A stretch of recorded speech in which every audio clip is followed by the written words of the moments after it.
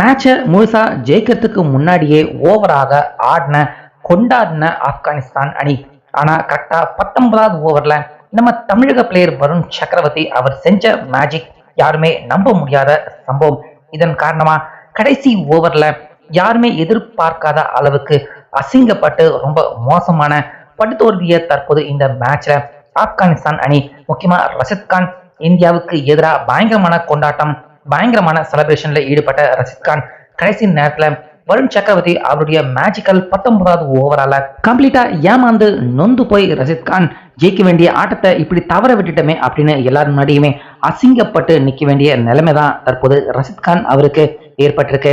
So ஆசிய கோப்பையில நம்ம இந்தியாவுக்கு 2வது மேட்ச் இது அப்படின்னு சொல்லலாம். ஆனா ஆப்கானிஸ்தான் அணி குரூப் பில இருக்காங்க, நம்ம இந்தியா குரூப் ஏல இருக்காங்க. ஸோ இந்த இரண்டு அணிகளுமே லீக் மேட்ச்ல டைரக்டா மோதிக்க முடியாது அப்படிங்கிறதால நேற்று துபாய் இன்டர்நேஷனல் கிரிக்கெட் ஸ்டேடியத்துல நம்ம இந்தியா ஆப்கானிஸ்தான் இரண்டு அணிகளுமே வார்ம் அப் மேட்ச்ல தான் நேற்று மோதிருந்தாங்க.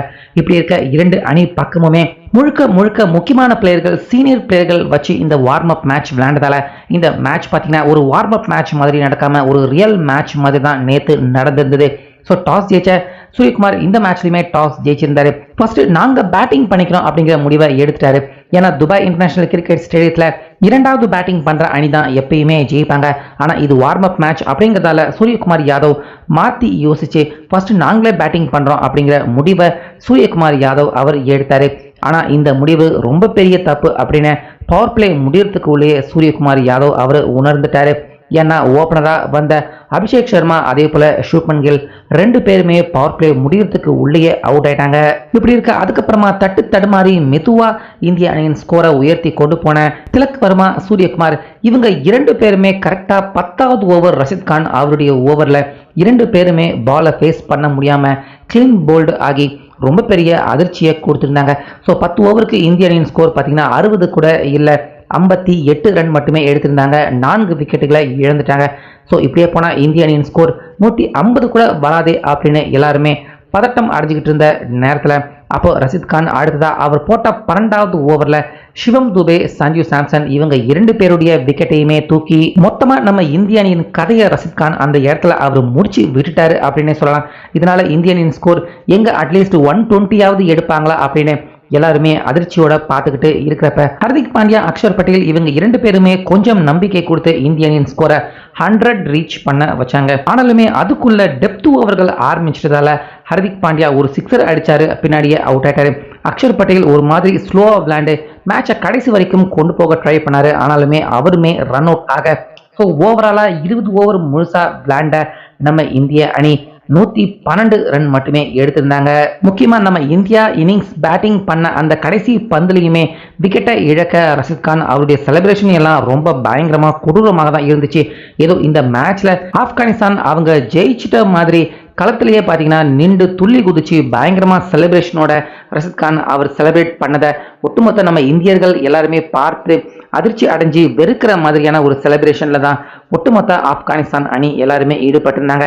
இப்படி இருக்க 113 ரன் டார்கெட் 20 ஓவருக்கு ஆப்கானிஸ்தான் அவங்க ரொம்ப சுலபமா எடுக்கக்கூடிய ரன் தான் இது. எங்க இந்தியா இந்த மேட்ச்ல ஜெயிக்க போறாங்க இது அப்படின்னு எல்லாருமே வருத்தமா நினைச்சுக்கிட்டு இருக்கிறப்ப ஃபர்ஸ்ட் ஓவர் ஹர்ஷ்தீப் சிங் அவர் வீசினாரு. நல்லா சிறப்பா பந்து வீசி 3 ரன் மட்டுமே கொடுத்தாரு. அடுத்ததா பந்து போட்ட பும்ரா அவர் கூட 2வது ஓவர் மேடின் ஓவர் எடுத்தாரு. ஸோ இதனால இந்த மேட்ச்ல இந்தியா ஜெயிக்கிறதுக்கான ஒரு சின்ன ஒளி வட்டம் நம்ம இந்தியாவுக்கு தெரிகிற மாதிரி தான் இருந்துச்சு.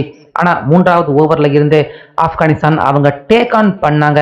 அடிச்ச அடி 3வது ஓவர்ல ஹர்ஷ்தீப் சிங் அவருடைய ஓவர்ல 12 ரன், அதுக்கப்புறமா பும்ரா அவர் போட்ட அந்த ஓவர்ல 10 ரன், அதுக்கப்புறமா ஹர்ஷ்தீப் அவருடைய 5வது ஓவர்ல மீண்டும் 13 ரன், பும்ரா அவர் போட்ட ஓவர்ல 12 ரன். இப்படி அடுத்தடுத்த ஓவர்களில் கிடுகிடுன்னு ஆப்கானிஸ்தான் அடிக்க ஆரம்பிச்சு பவர் பிளே முடிகிறப்ப 47 ரன் எடுத்துட்டாங்க ஆப்கானிஸ்தான். இன்னும் ஒரு விக்கெட் கூட விழல. இதனால சூரியகுமார் யாதவ் பார்த்தீங்கன்னா அவர் பயங்கரமா கடுப்பாயிட்டாரு. எங்க இந்த மேட்ச்ல ஜெயிக்க முடியாத நிலைமை ஏற்பட்டுடுமோ அப்படின்னு உடனே நம்ம தமிழக பிளேயர் வருண் சக்கரவர்த்தி அவரை கூப்பிட்டு கரெக்டா 7வது ஓவர் வீச வச்சாரு.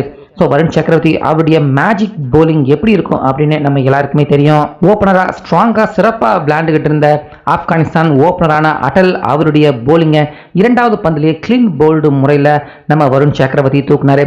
அது மட்டும் இல்லாமல் அந்த ஓவர் கடைசி பந்துலையுமே இந்த பக்கம் நல்லா விளையாண்டுகிட்டு இருந்த குர்பாஸ் இரண்டு பேரையுமே ஒரே ஓவரில் தூக்கி ஆப்கானிஸ்தான் அணிக்கு ரொம்ப பெரிய ஷாக்கிங்கை கொடுத்தாரு.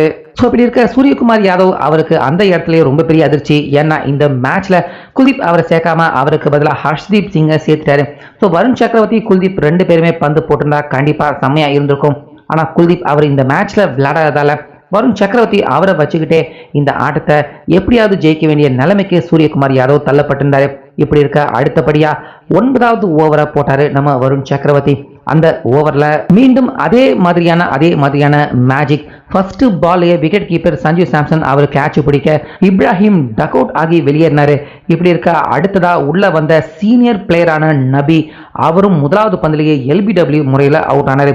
இப்படி இருக்க அதுக்கப்புறமா ஹேட்ரிக் பால் வீசின நம்ம வருண் சக்கரவர்த்தி அந்த பால் ஹேட்ரிக் எடுக்க முடியல. ஆனாலுமே அந்த ஓவர் கடைசி பந்துல குல்பாடின் அவருடைய விக்கெட்டையும் மீண்டும் டக் அவுட் முறையில் வீழ்த்த 5 விக்கெட் காலி ஆயிடுச்சு.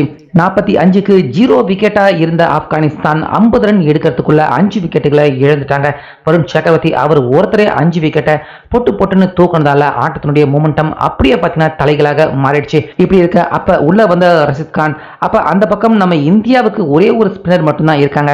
ஹர்திக் பாண்டியா பந்து போட மீண்டும் அந்த ஓவர்ல ரஷித் கான் 4 அடிக்க ஆரம்பிச்சாரு. அதுக்கப்புறமா மீண்டும் சிவம் துபே அவரு கூட பந்து போட்டாரு. அவருடைய போலிங்லையுமே ரஷித் கான் பொழந்து கட்ட ஆரம்பிச்சிட்டாரு. ஸோ இப்படி இருக்க ஸ்பின்னர் போட்டா மட்டும்தான் இந்த மேட்ச்ல ஆப்கானிஸ்தான் அணியை தடுக்க முடியும். கையில இருக்கிற ஒரே ஒரு ஆப்ஷன் நம்ம வருண் சக்கரவர்த்தி அவர் மட்டும்தான். அவரை மட்டுமே வச்சுக்கிட்டு ஜெயிக்க வேண்டிய நிலைமைக்கு சூரியகுமார் யாதவ் அவர் தள்ளப்பட்டிருந்தாரு. இப்படி இருக்க 15வது ஓவர் மீண்டும் வருண் சக்கரவர்த்தி அவர் போட வந்தாரு. ஸோ அந்த ஓவர்ல ரஷித் கான் அவர் தான் டேக் ஆன் பண்ணாரு. வருண் சக்கரவர்த்தி அவருடைய ஃபர்ஸ்ட் பால்லையே ரஷித் கான் அவர் 6 அடிக்க, ஸோ 2வது பால் டாட் பால், 3வது பால் டாட் பால், இப்படி தொடர்ந்து அச்சுறுத்தலை ஏற்படுத்திக்கிட்டு இருந்தார் ரஷித் கான். ஆனா 5வது பந்து சிங்கிள் எடுக்க 6வது பந்துக்கு மறு முனையில இருந்த ரன்னரை மீண்டும் ஒரு விக்கெட் எடுத்து வருண் சக்கரவர்த்தி மிகப்பெரிய பிரேக் த்ரூ கொடுத்தாரு. இப்படி இருக்க ரஷித் கான் அவருடைய விக்கெட்டை வீழ்த்தினா கண்டிப்பா இந்தியா ஜெயிக்க முடியும் அப்படிங்கிற நிலைமையில இருக்காங்க. கடைசி 2 ஓவர் இருக்கு, 30 ரன் எடுத்தா வெற்றி அப்படிங்கிற நிலைமையில ஆப்கானிஸ்தான் அணி இருக்காங்க. அந்த 19வது ஓவர் தான் நம்ம வருண் சக்கரவர்த்தி அவர் வீச வந்திருந்தாரு. ரஷித் கான் அவர் ஸ்ட்ரைக்ல நிற்கிறாரு. இப்படி இருக்க பிக் ஷாட் அடிக்க மீண்டும் ட்ரை பண்ண ரஷித் கான் அவரை அந்த ஓவர் முழுக்க நிக்க வச்சு செஞ்சாரு நம்ம வருண் சக்கரவர்த்தி. போடுற எந்த பாலைகளுமே ரஷித் கான் அவரால் அடிக்க முடியல. பால் காலில் படுது, பாலை மிஸ் பண்றாரு, விக்கெட் கீப்பர் கைக்கு போகுது. 4வது பந்து 6 அடிச்சாரு. 5வது பந்து ஒரு டபுள் ரன் எடுக்க கடைசி பந்துல 6 அடிக்க ட்ரை பண்ணி பாலை மிஸ் பண்ண சஞ்சு சாம்சன் பாலை பிடிச்சி ஸ்டம்ப்ல அடிச்சு ஸ்டம்பிங் முறையில் ரஷித் கான் அவருடைய விக்கெட்டை வீழ்த்திட்டாரு. ஸோ இதனால கம்ப்ளீட்டாக நம்ம வருண் சக்கரவர்த்தி அவர் மட்டுமே பார்த்தீங்கன்னா 7 விக்கெட்டை எடுத்து ஒரு தனி மனிதன் ஸ்பின்னராக இருந்து தோல்வி அடைய இருந்த நம்ம இந்திய அணியின் மேட்சை கம்ப்ளீட்டாக நம்ம இந்திய அணி மொமெண்டமுக்கு உள்ள கொண்டு வந்துட்டாரு. இதனால கடைசி ஓவருக்கு 21 ரன் எடுத்தா வெற்றி அப்படிங்கிற நிலைமைக்கு ஆப்கானிஸ்தான் தள்ளப்பட்டிருந்தாங்க. அது வரைக்கும் நம்பிக்கை கொடுத்த ரஷித் கான் அவரும் இல்லை. இதனால கடைசி ஓவர் போட்ட பும்ரா ஒரு மாதிரி தடுமாறி யார்கர் ஃபுல் டாஸ் பால் எல்லாமே போட்டு குழப்பி ஒரு மாதிரி போய் கடைசியா இந்த மேட்ச்ல இந்தியா ஜெயிச்சிட்டாங்க. ஸோ ஓவராலா இந்தியா அடிச்ச ரன் 112 தான். அந்த ரன்னை டிஃபெண்ட் பண்ண முடியாம பவர் பிளே வரைக்கும் தடுமாற நம்ம இந்திய அணிக்கு. அதுக்கப்புறமா பந்து போட வந்த வருண் சக்கரவர்த்தி அடுத்தடுத்துன்னு விக்கெட்டுகள் வரிசையா பார்த்தீங்கன்னா 7 விக்கெட்டை அவர் மட்டுமே எடுத்து ஆட்டத்தினுடைய மொமெண்டமா 19வது ஓவர்ல கம்ப்ளீட்டா ரஷித் கான் அவருடைய விக்கெட்டையும் எடுத்து மாத்தி தோல்வி அடைய இருந்த நம்ம இந்திய அணியை வருண் சக்கரவர்த்தி அவர் ஜெயிக்க வச்சிருக்காரு. முக்கியமா நம்ம இந்தியாவை 112 ரன்னுக்கு சுருட்டின உடனே ஆப்கானிஸ்தான் ரஷித் கான் அவங்களுடைய கொண்டாட்டம் பயங்கரமாக இருந்துச்சு.